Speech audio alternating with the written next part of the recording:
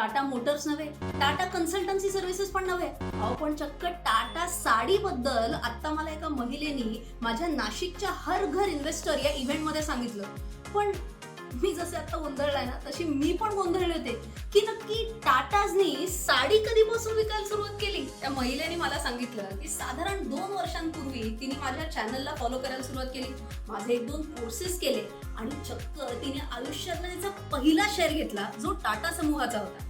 तिने जवळजवळ 1.5 ते पावणे 2 वर्ष तो शेअर होल्ड केला आणि मागच्या महिन्यात तिने तो शेअर विकून 2,000 रुपये प्रॉफिट कमवले आणि त्याच प्रॉफिट मधनं तिने जी साडी घेतली त्याला तिने नाव दिलं टाटा साडी. यासारखे अनेक किस्से मला माझे सबस्क्रायबर्स माझ्या लाईव्ह इव्हेंट्सला येऊन सांगत असतात. पण ही संधी मला परत कधी मिळणार आहे माहितीये?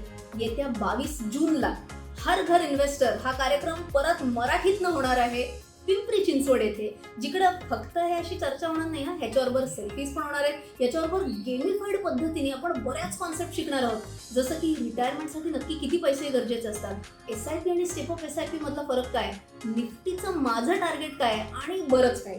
सो जर तुम्हाला या कमाल इव्हेंटचा एक पार्ट व्हायचा असेल तर या शोची तिकीट्स मी तुम्हाला डिस्क्रिप्शन मध्ये देते. सो लवकरात लवकर तिकीट बुक करा आणि भेटू 22 जूनला पिंपरी चिंचवड येथे.